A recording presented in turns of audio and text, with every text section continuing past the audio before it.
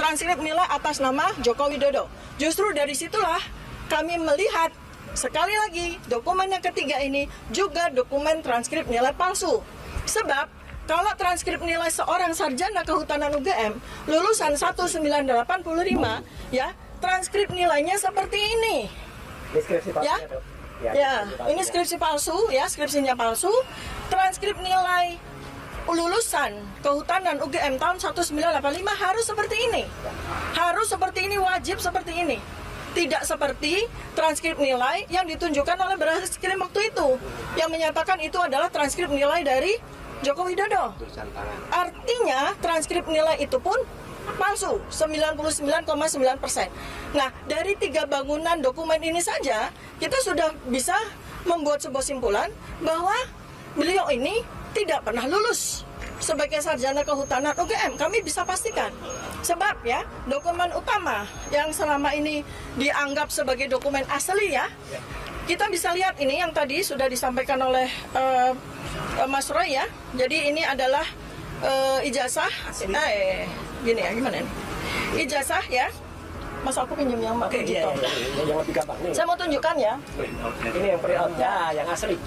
Iya, ini tahun 85. Ya, ini adalah ijazah asli 100% 24 karat dari lulusan sarjana kehutanan UGM tahun 1985. Ya. Inilah bentuk ijazah asli. Ya. UGM itu universitas terbaik di Indonesia. Ya, tidak mungkin mengeluarkan ijazah abal-abal. Saya memberikan satu bukti saja bahwa ijazah yang diperlihatkan kepada kami secara singkat di gelar perkara khusus 15 Desember 2025 kemarin itu pun juga ijazah yang tidak asli. Ya.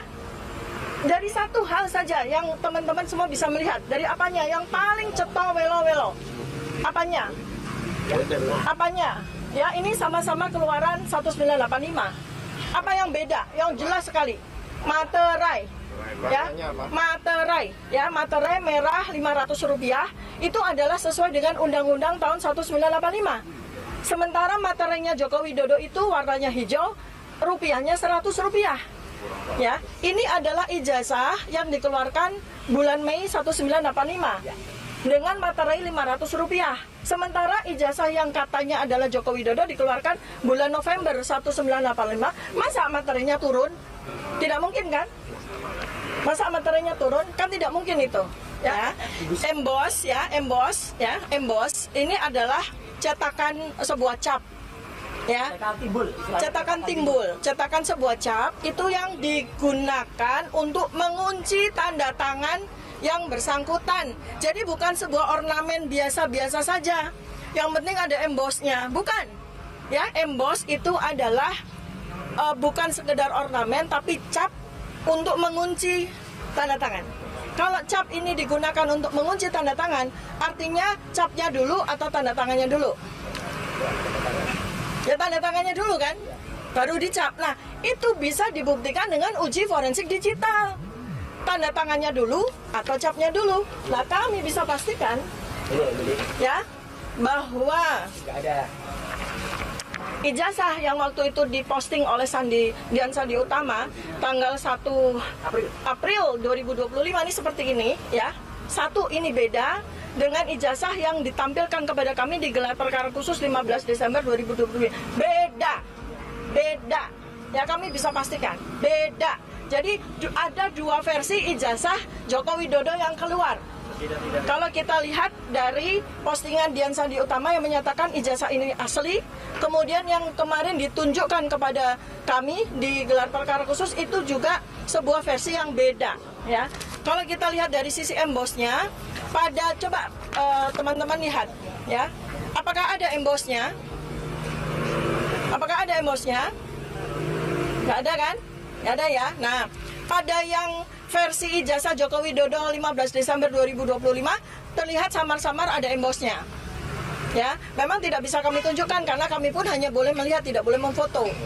Terlihat seakan-akan ada embossnya, tetapi mata kami bertiga ini adalah mata peneliti. Kami langsung tahu bahwa emboss itu tidak merupakan sebuah cap timbul yang tetapi printing ya. Karena yang kami lihat dan sudah kami raba pada ijazah asli ini, Bisa diraba itu. ya, embosnya itu ceklok, ya, ceklok, artinya cetak tinggi, ceklok, ya, cetak tinggi, dan itu susah sekali untuk dipalsukan. Saksi beberkan bukti ijazah angkatan 1985 Fakultas Kehutanan. Transkrip nilai resmi yang sangat berbeda dengan milik Jokowi. Pengadilan Negeri Surakarta, PN Solo, menggelar sidang lanjutan gugatan Citizen Lawsuit keaslian ijazah Presiden ke-7 Joko Widodo, Jokowi, Selasa 13 Januari. Sejak pagi, para pendukung penggugat memenuhi sekitar ruang sidang Soerjadi. Sidang dimulai pukul 10.27 WIB, dipimpin Ketua Majelis Hakim Ahmad Satibi yang juga Ketua PN Solo, didampingi Hakim anggota Aris Gunawan dan Lulik Jati Kumoro.